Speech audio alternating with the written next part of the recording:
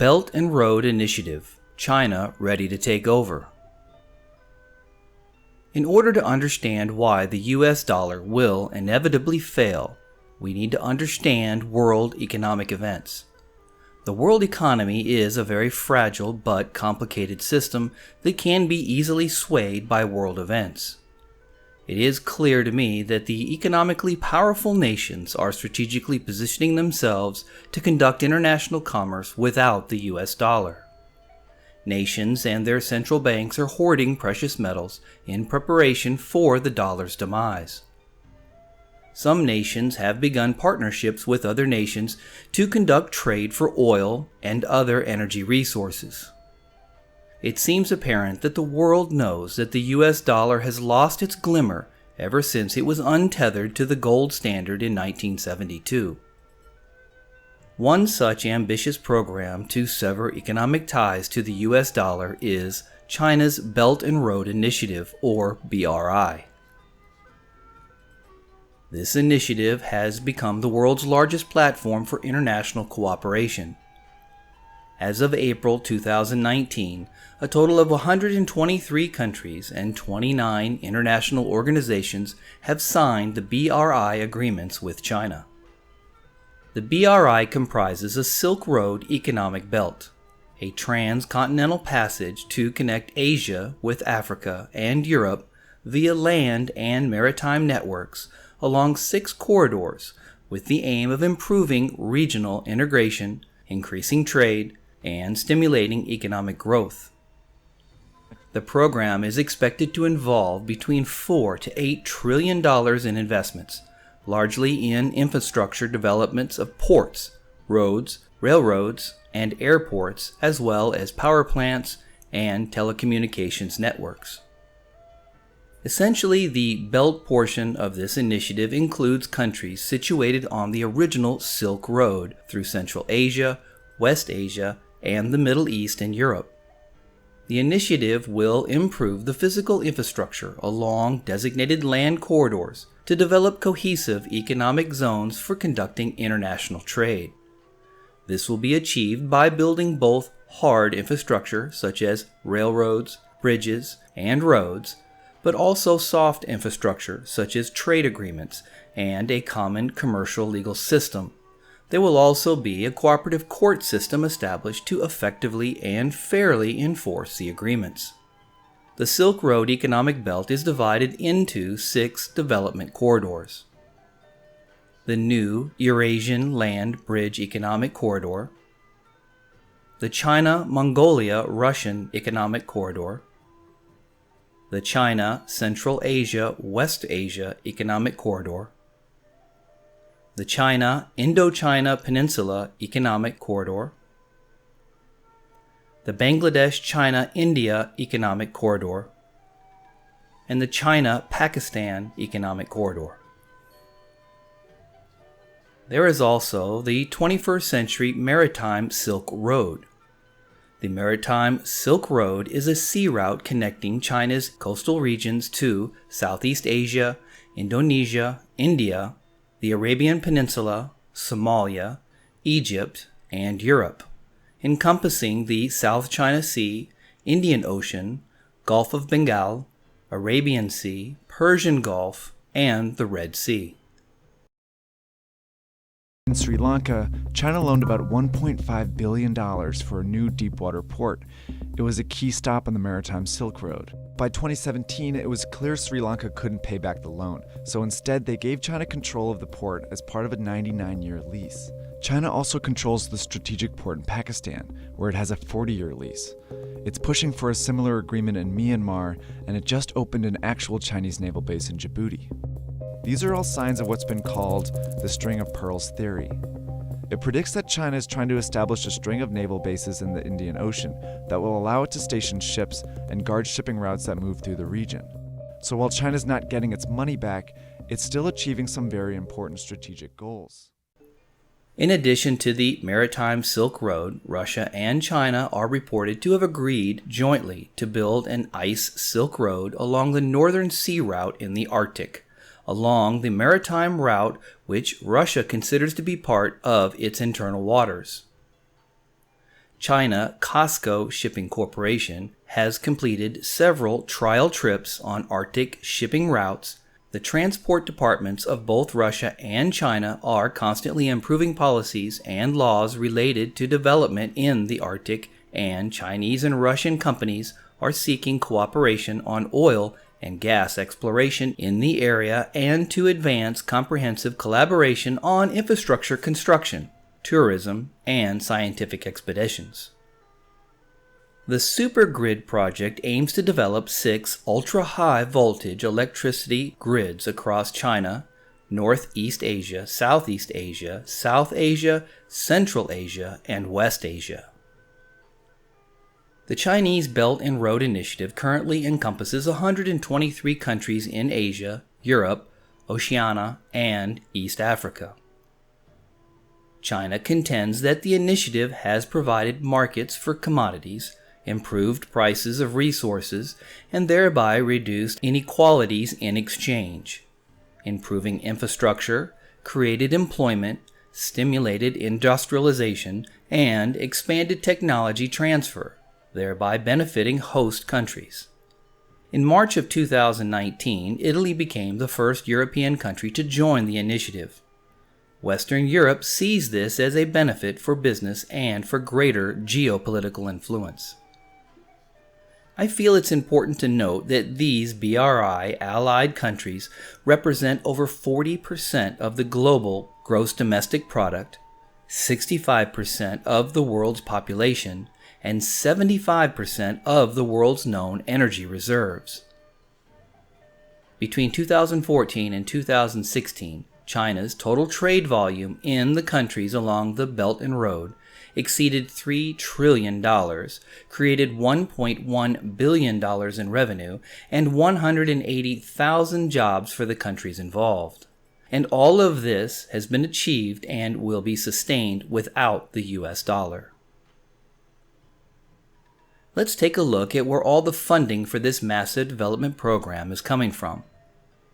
The funding for the Belt and Road Initiative will be secured by various institutional mechanisms, such as policy banks, the Agricultural Development Bank of China, the China Development Bank, the Export-Import Bank of China, state-owned banks, Agriculture Bank of China, Bank of China, China Construction Bank, Industrial and Commercial Bank of China, state-owned funds, China Investment Corporation, Silk Road Fund, international financing institutions, Asian Development Bank, Asian Infrastructure Investment Bank, and New Development Bank. Did you notice that just about every financial institution is from China? All of this debt that will be paid back with interest, all of this wealth will be funneling its way back into Chinese financial systems. Many of the countries that are part of this belt are also members of the China-led Asian Infrastructure Investment Bank.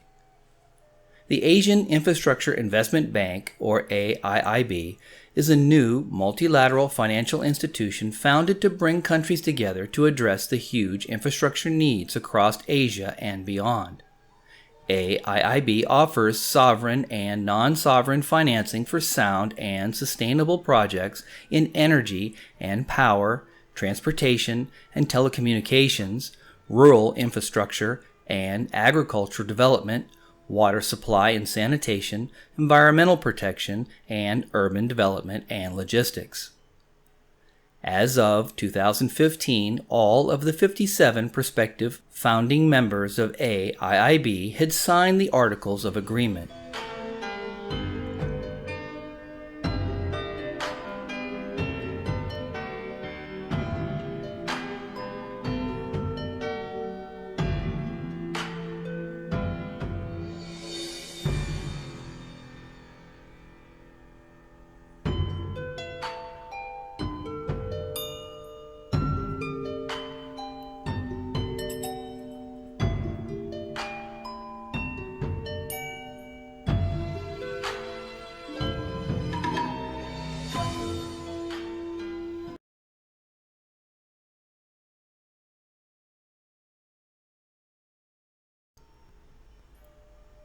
The Silk Road Fund. A $40 billion Silk Road Fund has been established to finance the Belt and Road Initiative. The Silk Road Fund would invest in businesses rather than lend money to projects and would be separate from the banks and not part of the CPEC investment. The fund was set up as a limited liability company in December of 2014 with its founding shareholders including China's State Administration of Foreign Exchange, the China Investment Corporation, the Export-Import Bank of China, and the China Development Bank. Again, this $40 billion all circulating through and creating wealth for China. World Bank Group and the BRI. The World Bank Group has commitments of about $80 billion for infrastructure in Belt and Road countries. So who is this World Bank Group? The World Bank Group came into formal existence on 27 December 1946 following international ratification of the Bretton Woods Agreement. The World Bank Group was based in Washington, D.C. and is a family of 5 international organizations that make leveraged loans to developing countries. It is the largest and most well-known development bank in the world. Its 5 organizations are the International Bank for Reconstruction and Development, the International Development Association, the International Finance Corporation, the Multilateral Investment Guarantee Agency, and the International Center for Settlement of Investment Disputes. The first 2 are sometimes collectively referred to as the World Bank. Technically, the World Bank is part of the United Nations system, but its governance structure is different. Each institution in the World Bank Group is owned by its member governments, which subscribe to its basic share capital with votes proportional to shareholdings. Membership gives certain voting rights that are the same for all countries, but there are also additional votes which depend on financial contributions to the organization. So as I assess this, it seems to me that the World Bank and the World Bank Group and all their lending power is operated and controlled by governments and the ultra-elite rich, starting with the United States, who provides the largest contributions. Traditionally, the bank president has always been a U.S. citizen nominated by the President of the United States, who is the largest shareholder in the bank. The nominee is subject to confirmation by the Board of Governors and to serve for a 5-year renewable term. This setup just screams of potential corruption to me. Since the Bretton Woods Agreement, when the world was committed to use the gold-backed U.S. currency for most international trade, the Fed's policy of quantitative easing and unlimited printing of dollars has now generated a $21 trillion debt for the currency, basically rendering it worthless to the world. It's only because all other major currencies are valued by the US dollar that it remains the strongest of all the worthless world fiat currencies. But this can change very quickly, and I believe that China's Belt and Road Initiative is the path for their economic survival. All of these countries who have borrowed money to improve their infrastructure to be part of this initiative will have an obligation to participate, thus a constant demand for Chinese imports and the ability for foreign trade to easily enter into China so that they can establish an equilibrium within their economy from the heavy exporting that they have today to a more leveled import-export economy of tomorrow. China is wisely developing infrastructural ties with its neighboring countries and reducing physical and regulatory barriers to trade by developing physical infrastructure and aligning standards. Once China has this region indebted to them and firmly committed to their products and services, they will be able to expand out into these BRI host countries to collaborate or dominate their resources. I see a domino effect in place as more countries will feel leveraged to join the BRI in order to survive in the region and not become an outsider to their trade infrastructure and resources. The Belt and Road Initiative will clearly extend China's influence throughout the region politically, economically, and militarily. I see that China is providing a viable alternative to the US dollar and the currently failing world monetary system.